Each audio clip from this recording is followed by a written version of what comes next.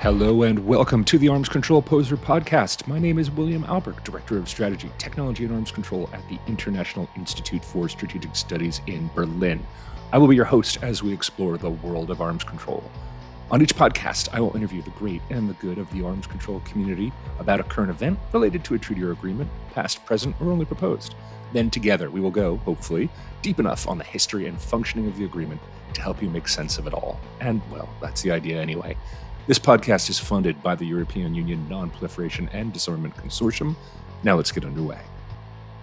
All right, and welcome to today's podcast. I am very grateful to have, as our special guest today, Simon Cleobury. He is the head of Arms Control and Disarmament at the Geneva Centre for Security Policy and is in Geneva right now to talk to us about artificial intelligence and some threats here. Simon, first of all, thank you for being here. Very grateful to have you here. Thank you very much, William. It's great to be here. We've chosen this topic together, so why don't you tell me what is the threat that we're talking about here? What kind of threats do artificial intelligence pose? And we'll start there. So the number one concern in the disarmament and arms control community about AI is around a weapon system that uses AI to operate, but that might not have sufficient human control built in over its decision-making processes, so that the decisions to select and attack a target could be made without any human involvement or without sufficient human involvement. And of course, if that were to happen, the big risk is that the AI could decide to attack someone or something that it shouldn't be, and that a human wouldn't choose to attack. And this might be because of some bias built into the data that it uses to operate, or quite frankly, that it does something that us humans would never have thought of, and would never have suspected that the AI would do. So I think the real threat in such a situation is that of serious humanitarian and security consequences. On the humanitarian side, breaches of international humanitarian law, attacking civilians, for example.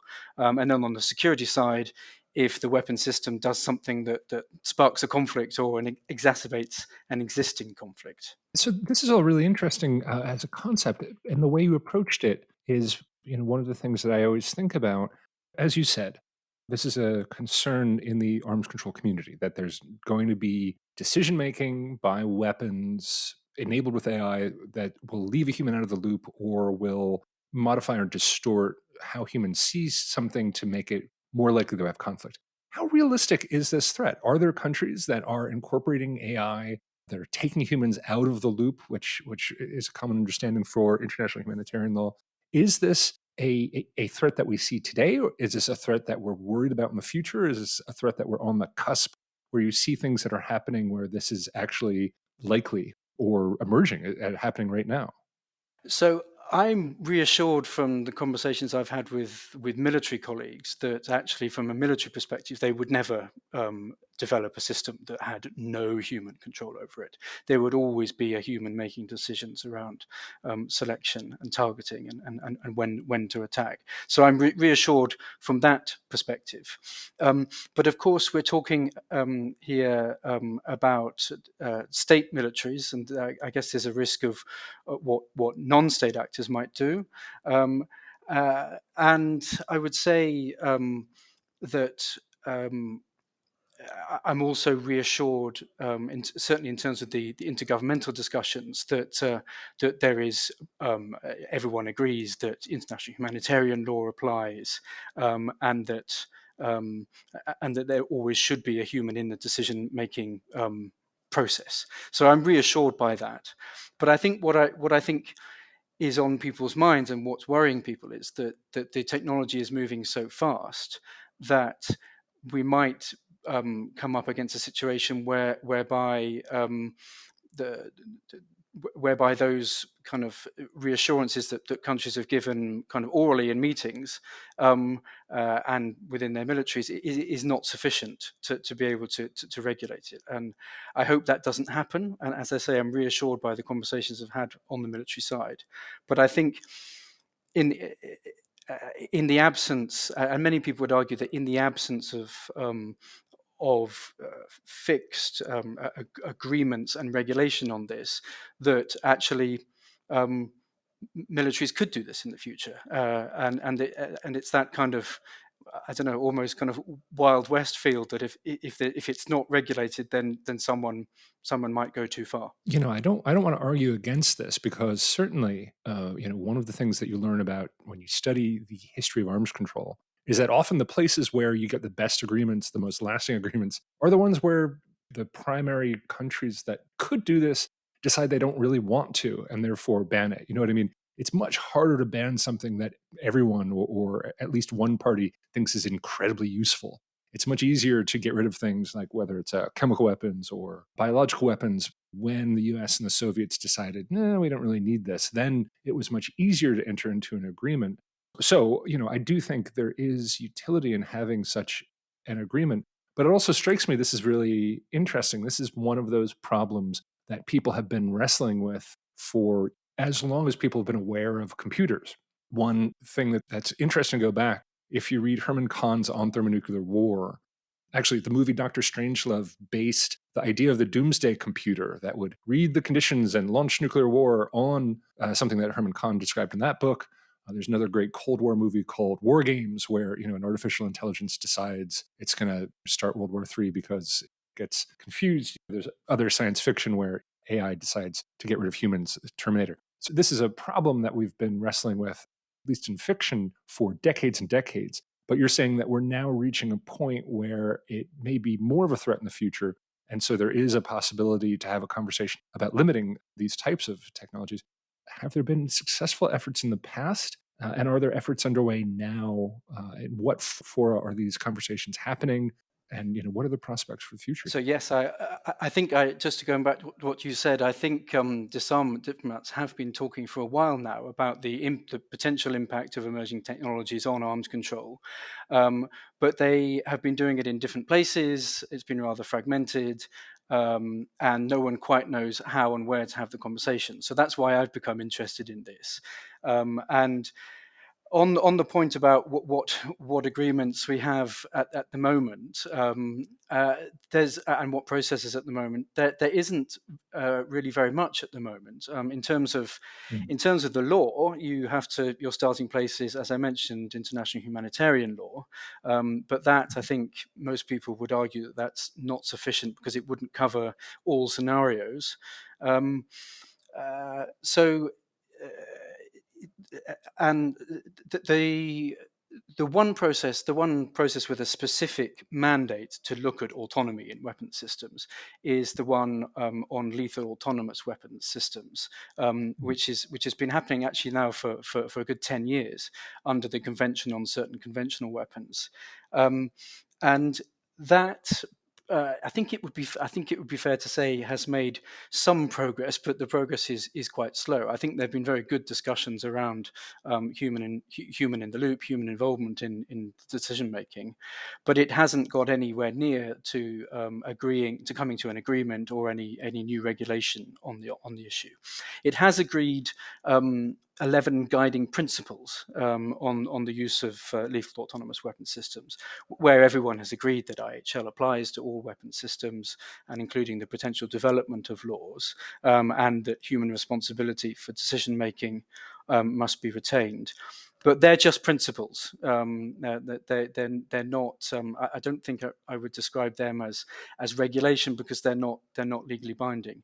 So there's quite a scope for new discussions in this area. But I think the problem is that the disarmament community, and something that I'm trying to help with, is the disarmament community doesn't know quite where and how, what format, what body to have these discussions in, and how that new regulation would be generated. Can you back up then and tell me a little bit about the Convention on Certain Weapon Systems, CCW talks? Where does that happen? Who's in the room? And specifically, who has agreed to these 11 guiding principles? I mean, I'm sure it's easy enough to get Western countries to sign up, but does that include China? Does that include India, Pakistan, North Korea, Iran? Tell me a little bit more about the CCW. So the CCW is a convention. It's a bit like an umbrella convention. You have the convention itself, and then you have protocols that sit underneath it. Um, uh, but actually, what has been established on lethal autonomous weapon system is what's called a group of governmental experts, um, and so it's the people in the room for that are all they're called high contracting parties for this convention. So it's all the states that have signed up to the CCW. So that's not everyone, but it does include all the P5 countries, for example.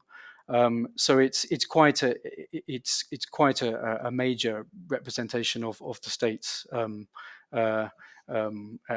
the UN member states, but it doesn't have everyone in the room, so it's not fully inclusive, and that's something that needs to be borne in mind when we think about what a future process might look like. Should it be in the General Assembly, for example, where you get every country? And you said, so part of what you're doing is you're trying to advise states on, okay, great, a GGE, so a governmental group of experts, has agreed to these 11 guiding principles, but how do you give Exactly. that teeth? I mean, does that go to the CD? Does that go to the General Assembly?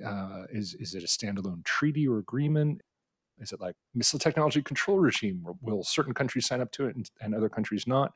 What's your vision for how this gets turned into something real? So I mean, not real. How do you how do you turn this into something that has a little bit more bite, a little bit more binding nature in the international system? Yeah, I mean, there are several options. If you wanted to stay within the CCW, which is what a lot of the major militaries want to do, you could continue with the GG and continue discussions.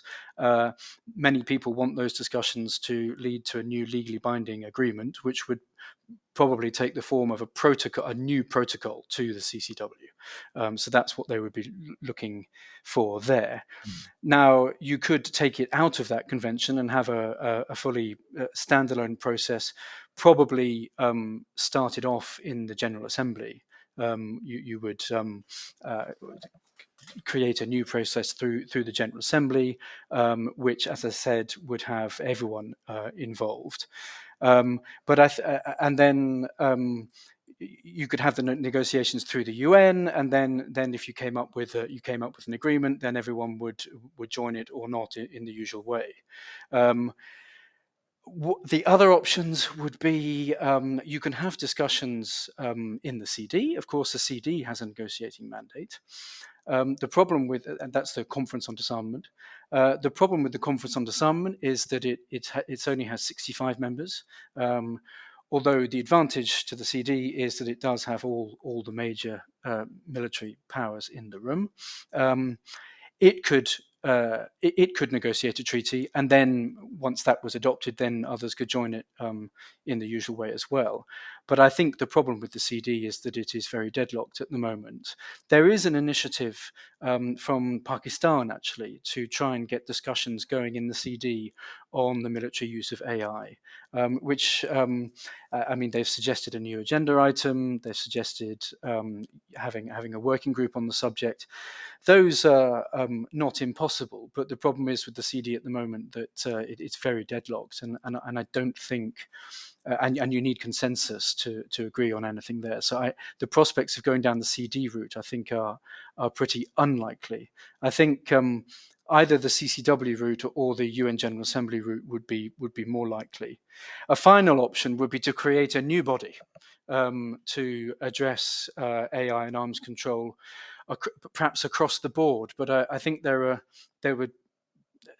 would be a number of challenges to even setting that up, and then even once you had it, I think there would be a lot of issues that you'd need to think through. Certainly, when I'm sure you have the same experience, when we talk to folks in governments, especially in ministries of foreign affairs or the ministries of defense who work on these kinds of things, the things that they say are, you know what, we need more of?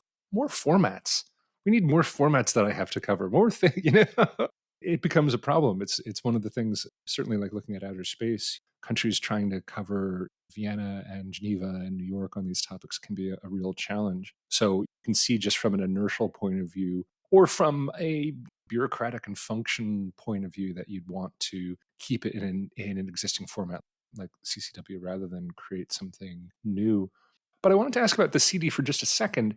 My understanding of part of the reason why the CD is deadlocked is because of the blockage, the lack of agreement on moving forward on a fissile material cutoff treaty, Mm. one of whose principal offenders here would be Pakistan.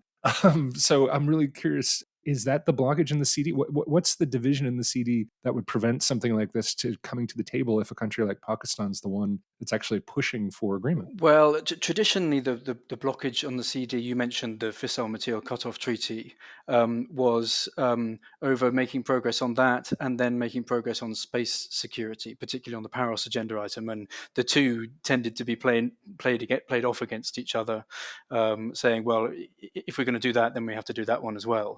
The situation in the CD has deteriorated over the last few years in such a way that I really don't think that anyone, whichever country it was, bringing an initiative right now would succeed. I mean, I think unlikely that they would succeed in starting up a new negotiation. But even getting a new agenda item, I think would be very tricky, just because, unfortunately, the atmosphere is so bad at the moment. Right. I mean, I think that politics is everywhere in the CD, and if Pakistan bring an initiative on AI, then there would be some who would say, well, why are you doing that? Are you trying to divert attention away from the FMCT? Or that's the way people's mindset in the CD works at the moment. So I think the prospects of that are slim, actually. And so you think CCW is the most optimal way, or would you say the UN General Assembly would be the right way? Which, if you had to advise your government, which path would you choose? So I think the CCW route is your best chance of binding in all the countries that you need to sign up to this, because the militarily the countries that have most capabilities in this area are obviously the ones that you want to be bound into any kind of regulation. Otherwise, it wouldn't be very effective. Now, the downside of that is that the CCW is a consensus body, and so any one country could ensure that there's no progress made. If you go down the General Assembly route, it may be much easier to come up with an agreement, but then it would be much harder to get everyone signed up to that you needed to. So one thing that I think will be quite important to think about is what else you can do around that. And I think bilateral discussions will be very important. And I think the two key players here are the US and China.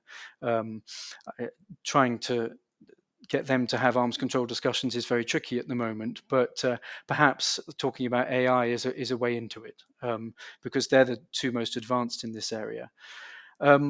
If not bilateral, then perhaps in a minilateral format. In better times, I would have suggested that perhaps it could have been done through the P5 process. But of course, that's deadlocked at the moment because of Russia's invasion of Ukraine. And so so you then perhaps need to think beyond the bilateral and the minilateral, and think whether states can do things unilaterally. Unilateral declarations of policy on AI and military use of AI can help build confidence and help build a common understanding about how it's used. And then I think you might see states coming together for joint statements of the kind of political declaration variety. And in fact, I think you should look out for what the US are doing on this. I think they're looking to do a political declaration on the military use of AI. So it'd be interesting to see how many people they get signed up. But ultimately, each one of these options I've gone through doesn't have the guarantee of getting everyone to sign up. So that's the real challenge. But of course, that's been a challenge in arms control for as long as anyone can remember. So that aspect is not new. Yeah, and the more countries you can get to sign up to a clearly articulated set of rules or norms, the more you're able to point at that and say, to countries that violate that your behavior is beyond the pale, the more you're able to identify bad behavior and to call it out. Otherwise, anything's permitted, so no one can complain about anything. You have to get something down on paper somewhere in order to really be able to start holding people to account. Yes, I agree with that, and I'm doing some thinking at the moment about what might be done.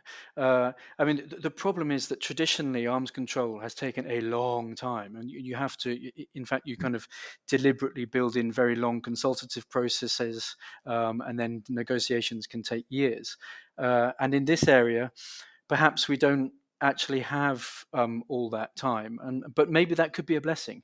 Maybe actually, if you can agree if you can agree something, maybe that would be quite high level, maybe even just a political declaration not to use technology in a way that breaches international law, and you can build in some way of giving it some teeth and get all the major players to sign up to it, then at least that gives you something in an area where we don't have anything at the moment, and that can give people reassurance. No, and again, I think this is a good idea. I don't want to push back on something like this, but there is that thing that tells me that okay, we can get all the good people to agree not to do bad things, but the bad people are still going to do bad things. Again, I think this is worth doing.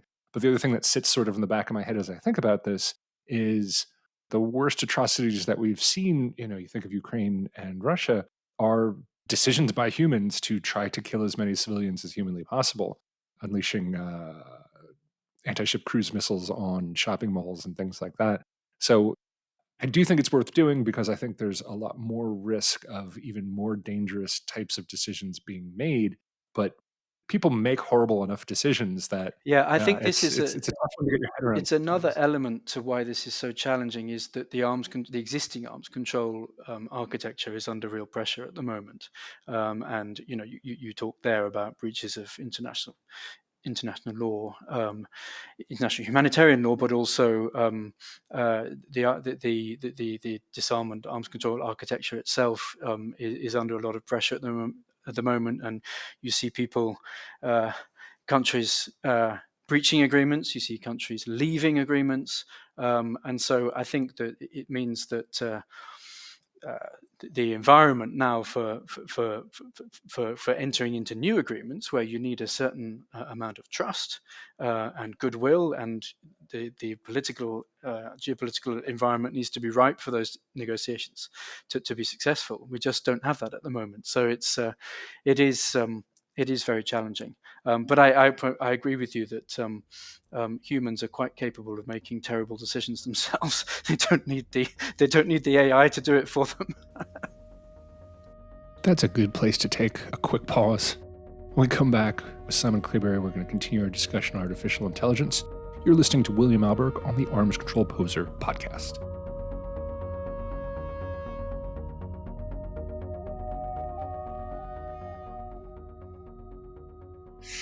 But it is one thing. I mean, when you think about AI as well, another thing that Russia's war in Ukraine has reminded me, and I'm trying to think about this in an arms control point of view.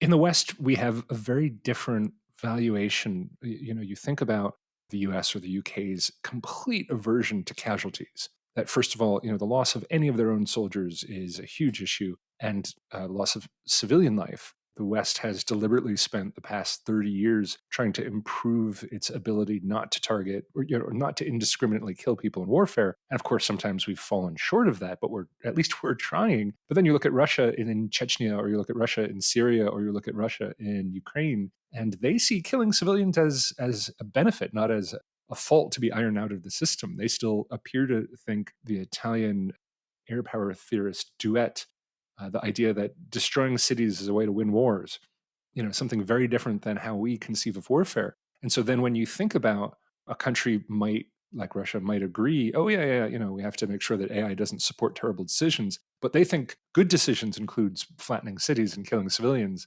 or hitting, you know what I mean? It becomes a little bit more complicated. Again, that's not an argument against this. Just because there are lots of people who speed doesn't mean you shouldn't have speeding limits. You know what I mean? Mhm.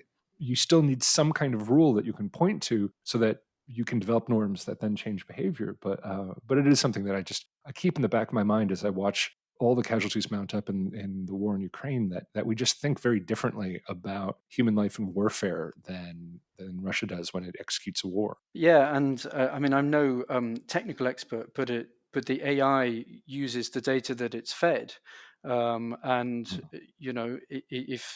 if the AI develops it in such a way that it's kind of it, it acts like its human operator would, then yeah, those situations could well, again, you hope they wouldn't, but you could foresee situations where the AI is thinking very differently according to who is sitting behind it, and I think that that's made me think of another major challenge here, which is definitions and verification, which of course is always an issue with arms control. Right. But how on earth do we verify how AI is within a weapon system is operating and would operate in a certain situation? How do we verify that, and how do we draft a treaty that captures that?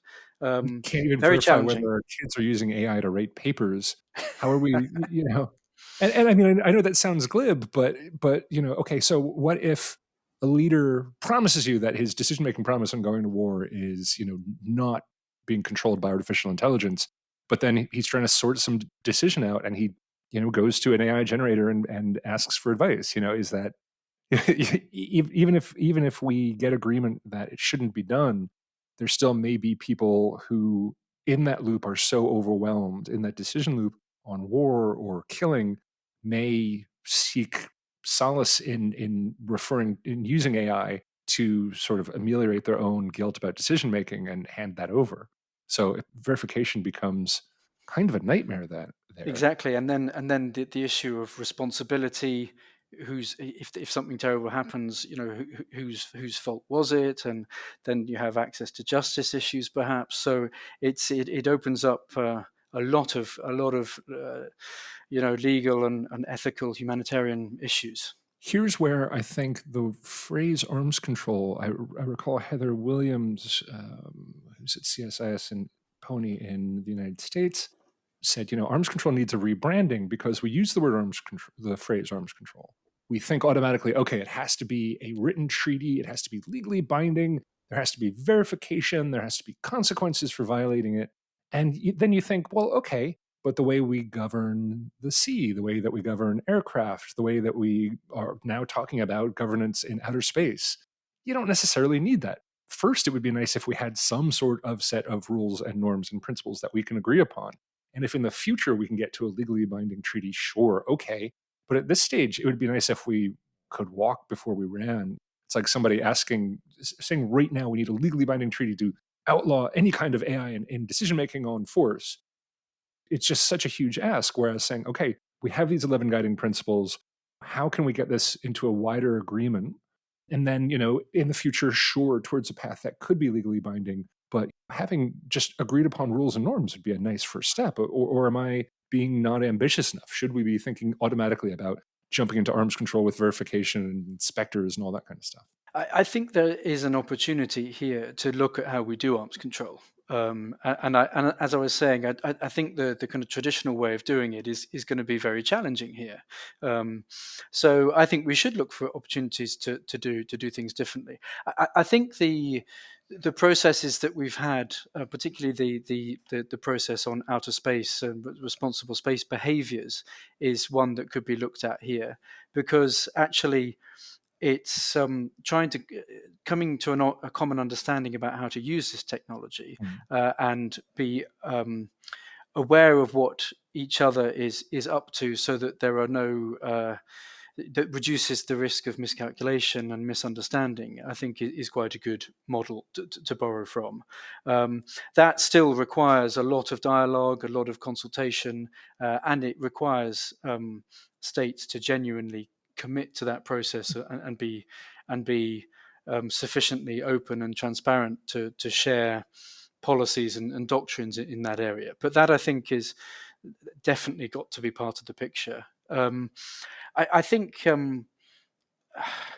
I don't know. It's a very difficult one. This, and one thing that might happen is that if we take a step away from just talking about AI in the arms control context, and we talk about AI writ large in terms of AI safety and all that's going on there, the Secretary General's call for a body based in Geneva to do AI governance modelled on the IAEA in Vienna.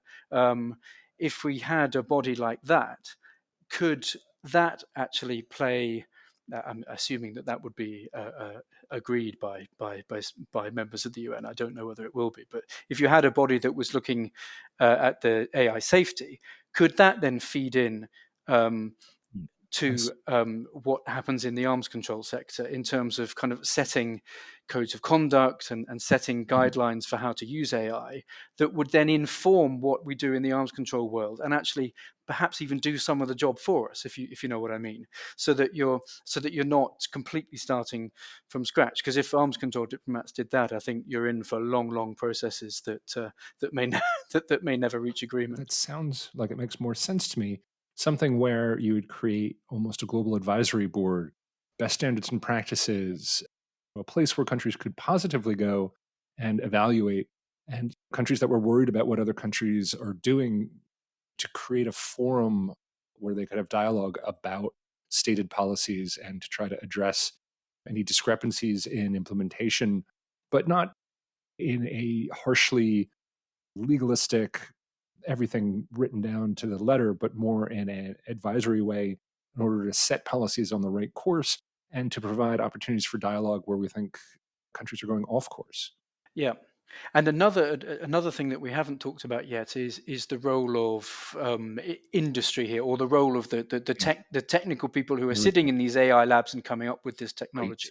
How do we get How them do we make involved? sure? How do we make sure Yeah, that they're involved with these processes? Now, I might be wrong about this, but the people that are working in the AI labs probably don't know so much about UN multilateral disarmament processes, right. and so trying to get the two to speak to each other is Hmm. quite a challenge. And if you try to bring them straight into arms control talks, that might not be so successful. But if you brought them into a broader UN effort on AI safety more generally, and of course, I think some of the big tech companies are very much engaging with this and calling for it, then that's a good way of getting them in. Um, I Yeah. think something I've quite a campaigner for is getting industry more involved with arms control work, but you have to do it. You have to do it carefully because you can't. It's no good just saying, "Oh, come to a meeting of the CD or come to a meeting of the first committee." You need to involve them in a way that they understand why they're being involved, and they're not just sitting there listening to diplomats reeling off statement after Yeah, statement. no, this is something I've been thinking about as well, especially on outer space. I've spoken with some government folks who said, "Oh no, we had a meeting and we briefed industry and we're good." And it's like, no, no, no, no, no, no, no. Industry is going to be changing and evolving, and especially on AI. Industry is going to be changing and evolving at a rate that we can't even imagine.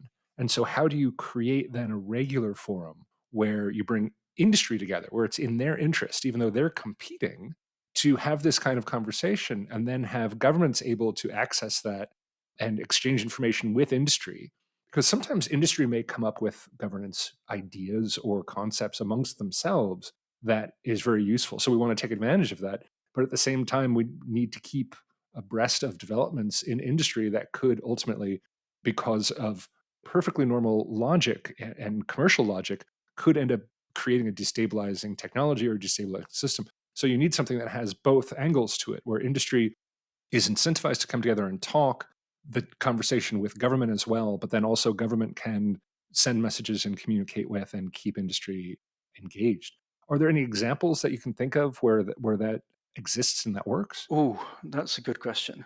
Um, well, I very much agree with you, and I wondered whether actually, if you did have such a body and you had genuine engagement from the industry, that would actually be an incentive for all the governments that you need to Right, be in the room and involved right. with the process, um, the ones that you're particularly concerned about, because they would want to know what industry is up to as well. So I think that's quite a good model. Now, your question about whether there's such a body, I can't immediately think of one, William. Actually, I mean, I know the SG has suggested modelling on the IAEA. I think that that doesn't quite address the point on Mm, industry that you're making. no, Um, right. I think I would like to reflect on that one, but I think I think something like that.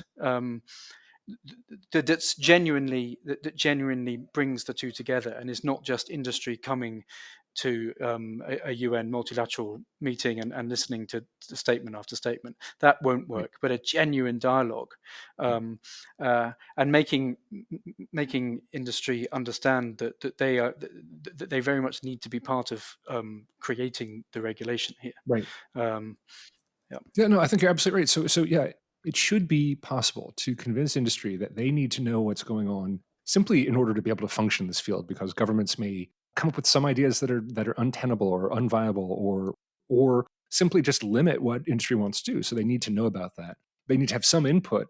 And yeah, at the same time, governments need to be able to inform and engage with industry as well, and let them know what's happening and solicit input.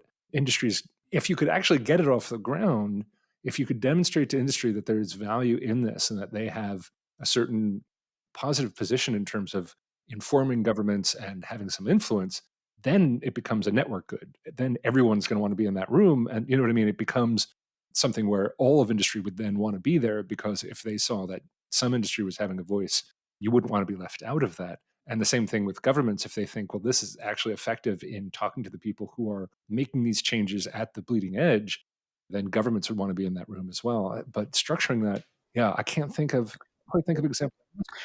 What Same. I would do to Mm, start with, yeah, sorry, but what I would do to start with would be to try and build it up at the national level yeah, first, and yeah, so you get governments talking to their industry right, at their domestic level, and then perhaps you then build it up regionally or within small groupings, and you kind of build it up like that. Um, as to whether you could ever agree on such an AI governance body, I yeah. don't know. I think it depends how you wanted to create it. I mean, if you created it through the General Assembly, then you could do it without having everyone's buy-in. But if you wanted everyone's buy-in to establish it, that might be more Well, no, I challenging. think these are good ideas, though, and it's something that has to be explored. And again, maybe, wow, one of our listeners is going to come up with an example that I just haven't thought of. But I do think this is something where there's some new thinking that needs to happen, and it can have benefits, and it can really help moving So forward. the hook. Oh, Are there? sorry, I was going to say Yeah. just to finish No. off on that. The hook for all these discussions, and something that listeners should follow is the work that's going into the Summit of the Future next Oh, year, and okay. in particular the new Agenda for Peace, Right. which has a significant arms control element, and a significant part of that is on AI and new technology. So I think that. People like myself and you, William, should be thinking about how we might do this and feed ideas into that process, because it's a useful hook, I think, for if we want something on AI to come out of that, then it's a good moment. Diplomats always look for good moments to agree things and announce things. So it would be a good moment, I think, to announce it at the the Summit of the Future next year. Well, so is there anything else that we need to think about in terms of barriers or in terms of what's next? What are you thinking as you look at this problem set? I think we've come up with some good ideas and a real hook to move this into the future. But well, what else am I missing here? I think we've covered quite a lot on the barriers. One thing that I haven't mentioned yet is, I mean, I mentioned time that it takes to negotiate these things, but I also wanted to mention timing, Mm, because uh, you listen to people, you talk to people about this issue, and you get very different answers. And some people say that, oh, it's too soon to regulate AI and arms control because we don't know where it's going. But then paradoxically, you get other people saying, oh, it's too late. The genie's out of the bottle now. This is a thing. It's too late to regulate. So one thing I mm, think to watch out for is that I think that there may not, or there isn't agreement at the moment on timing, and of when to have these discussions. So right. that's something that's certainly another potential barrier I see. In terms of what to look out for and what's coming up, we're in the middle of the UN General Assembly's First Committee, the Disarmament and International Security First Committee. I think we'll see for the first time a new resolution on autonomous weapon systems, which will create a new agenda item and will start a consultative process on this, asking states the very question that you asked me earlier about where they see the discussions on autonomous weapon systems going, and that I think if that could lead to a new process through the GA. So we should, for example, the creation of a working group. The next meeting of the CCW is next month in November. There'll be a decision there on what next on the group of governmental experts. So we need to look out for that as well. Then also away from the conference rooms or away from the UN conference rooms, we should look at. I think there are going to be more and more summits and conferences on this issue. One to watch is the one that started this year by the Dutch government, the REAIM summit. It's the Responsible Artificial Intelligence in the Military Domain summit, which met for the first time this year and will meet again next year, hosted by the Republic of Korea. That's an example of. I mean, it didn't have everyone attending, but it's an example of a group of countries coming together to. They made a call for action on this issue, and they could come together on common understandings in this issue.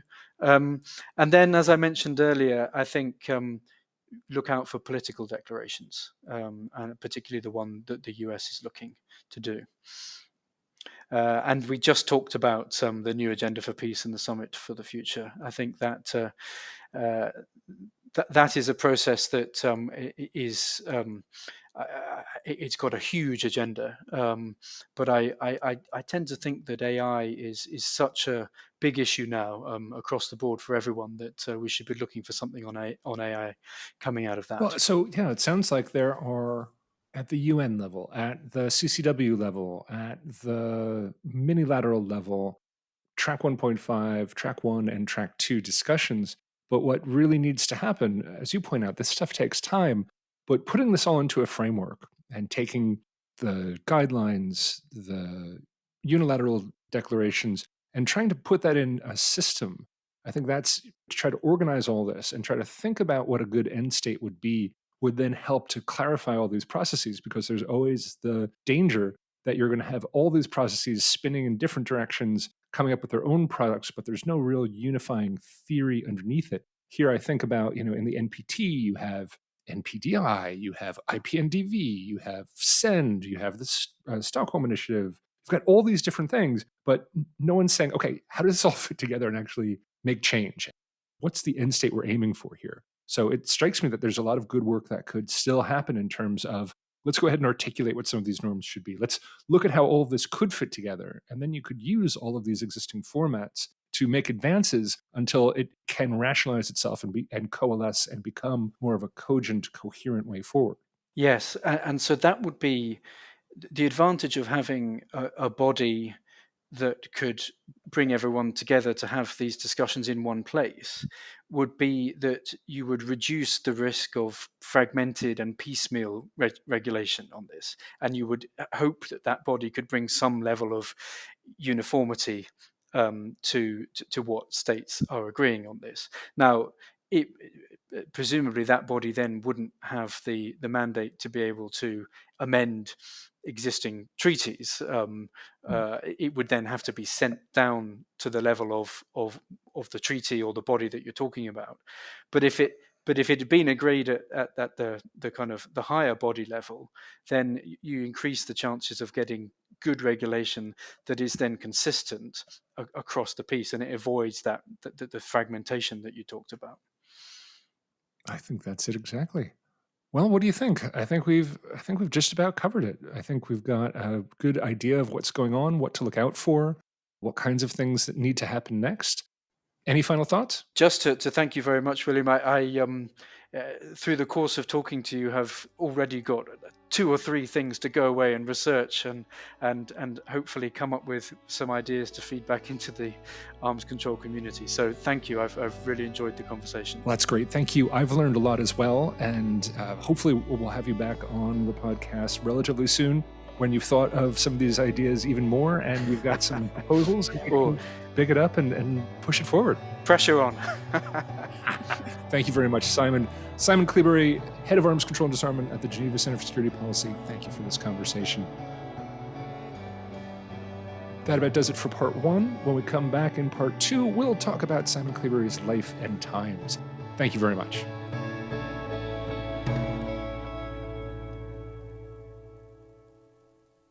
And we're back with part 2. And part 2 here, I'm going to talk to Simon about his life and his career.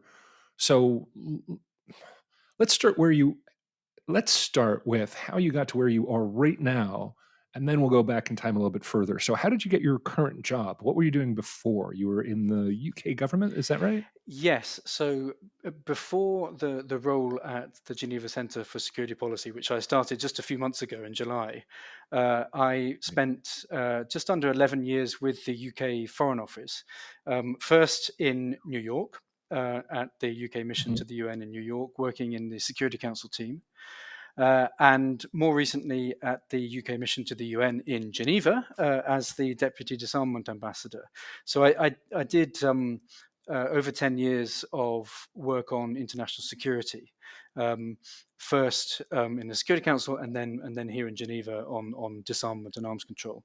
How did you get the New York job? Was that just a job that was listed in the paper one day and you said, throw in a resume? How did that happen? Well, I blame my wife. So my wife got a great job with the Office of the Legal Counsel in the UN Secretariat in New York. And so we decided to move to New York. And well, the job at the UK mission was advertised, actually. Wow. It was a local role. The UK Foreign Office has a number of local contracts across the network, and it was quite innovative at the time. It was the first time they'd localized a frontline foreign policy role in the Security Council team, and I moved to New York at the right time, and I applied for it and got it, and it really changed my life because representing your country at the UN Security Council on some of the most pressing security issues of the day was just absolutely fantastic. It was the most wonderful experience. Absolutely amazing. And so then how and why the switch to the UK and Geneva? Again, my wife's fault. She transferred with the UN to Geneva to take a role at UNHCR, and so we had 2 children by then, and so we moved the family to Geneva. And again, I was very fortunate that a role came up at the UK mission, and again, unusually for a deputy ambassador role, it was a local contract. So again, someone was smiling on me from above, and the stars aligned, and I got this great role in the UK disarmament team. Why did you leave, and why the Geneva Centre for Security Policy? I mean, aside from it actually being in Geneva, so it has that virtue. How did that job come up, and how and why did you transfer from the UK government to this NGO? So I had been in the role as UK Deputy Disarmament Ambassador for coming on for 6 years, and in fact, that's probably as long as any diplomat posted out from London would do. So I felt that there was a kind of natural life span to the role, and so I felt that I wanted to move on and develop my career by challenging myself to do something else. But I very much wanted to stay in the realm of international relations, and when the role at the GCSP came up, it made a lot of sense for me to move across. I will be very honest with you, William. I got quite frustrated with the disarmament processes that we were working on, and I enjoyed working on the issues, but actually I really fancied a change from sitting in some of those meetings, which, to put it politely, were not the most dynamic. So I wanted to come across to a non-governmental organisation, and I wanted to give something back. Actually, my role here at GCSP is quite multifaceted. There's a teaching element to it, but there's a facilitation element to it. There's a researching and writing element. There's a putting on events element, and I very much, my top priority in the role is to help the disarmament community, particularly here in Geneva, but of course globally as well, to try and address some of these really difficult challenges that we're working on, and use the experience of having been in the conference room, but then use the freedom that comes with not representing a country anymore to perhaps be a bit more creative, to try and come up with some solutions to these problems. So that was my motivation, and I'm That's loving it so great. far. Wow. Well, that sounds wonderful. Um, but let me throw back a little bit further. So, uh, how did you get into arms control in the first place? I mean, just as an intellectual concept, as a part of your career, is this something you thought about when you were younger? Is this something you studied at university? When did you first become aware of the arms control, career field and topics, and start looking into it? Or is this something that just because of the job you ended up having the opportunity and got the bug? I would say it's linked to the role I did at the UK mission in Geneva. I didn't have Okay. any pre-existing expertise or knowledge in the area, although I had done 5 years in the Security Council. So So arms control was not a pre-existing condition. That's good to know. Okay. um, yes. So sorry. I'd always been interested in international relations and Yeah. diplomacy, Yeah. and in fact, looking back to when I was at school, that's what I wanted to do, is to be a diplomat. Hmm. But I don't. For me, I would say what I love about the work I do is coming at it from the politics and the diplomatic angle. I didn't. I'm not coming at it uh, from a uh, particularly being an expert on military matters. It's more the politics of it. But of course, I've Yeah. learned that through the role. Where did you grow up? I was born in London, and lived there till I was 6, and then we moved to the beautiful city of Canterbury in the southeast of England, where I went to school until the age of 18. I then went back to London for university. I studied modern history at University College London, and I enjoyed my history so much that I then went off to Oxford University to do a master's in historical research, which was a very pleasant year. But I didn't take the research uh, any further, and at that point, I went to law school back in London. Oh, wow. So my first career was as a corporate lawyer. I Hmm. worked for global law firm Baker and McKenzie. So I had quite a significant career change when I got the role at the UK mission in New York. Uh, and then, of course, I've recently changed careers again. So uh, I would say, don't be afraid to those who, if you're starting out, don't be afraid to do one thing and then know that you can pivot and do something else, because that's worked very well for me. That's kind of the question that I like to close with. But just to ask it a little bit more pointedly and see if we can get something from you here. If you could go back to yourself at any point during your education or career and give yourself advice that that would benefit you either at that time or throughout your career all the way to now, is there anything you could jump in a time machine, something now that you didn't know then that you'd tell a younger version of yourself? What is it and when would that be? Well, when I look back on my choices, and my choice to become a lawyer, it's worked out very well for me, and Mm. I don't regret it at all, because I got fantastic training at a great firm, and it really set me up professionally. But I would, if I'm honest with you, I slightly jumped on a bandwagon, because a lot of my a lot of my friends and peers were all going off to law school and becoming lawyers, and I don't think I Okay. gave it enough thought, actually, as to whether that was really what I wanted to do. And in a sense, I think I think it's right that I think I didn't see myself. I don't see myself as wanting to be a lawyer for the whole of my career. But having said that, the legal background has been really useful to my diplomatic career, and it's still really useful for me as a disarmament and arms control expert, because at the end of the day, what is arms control but legal agreements and negotiations? So it's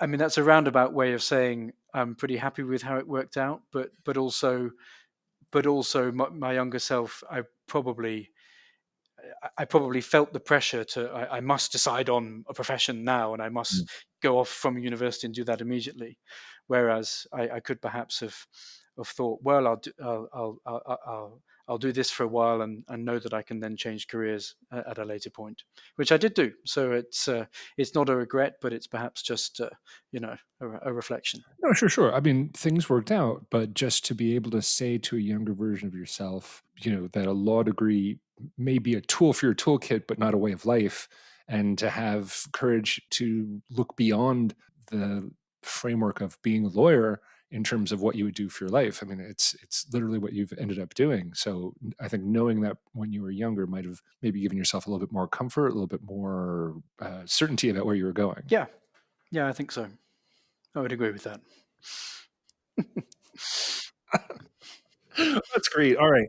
I think that just about does it. Thank you very much once again, Simon, for being on the podcast today. I really appreciate it. I learned a lot, and I'm serious. I would like to have you back because I think this is an area where things are moving really, really quickly.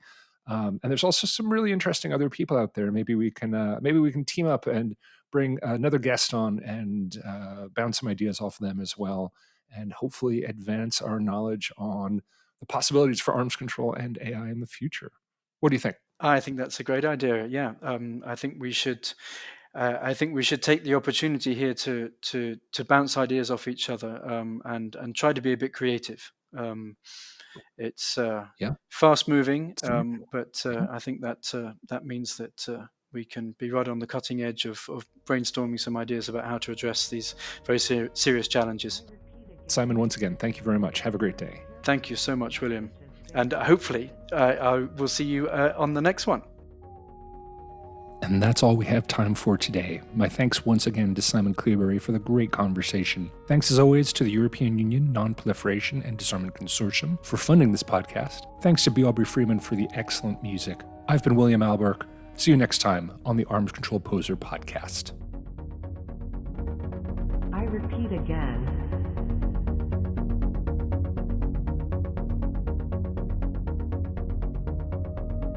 I repeat again.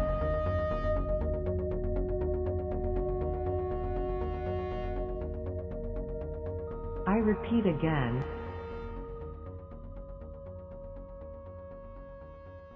I repeat again. I repeat again.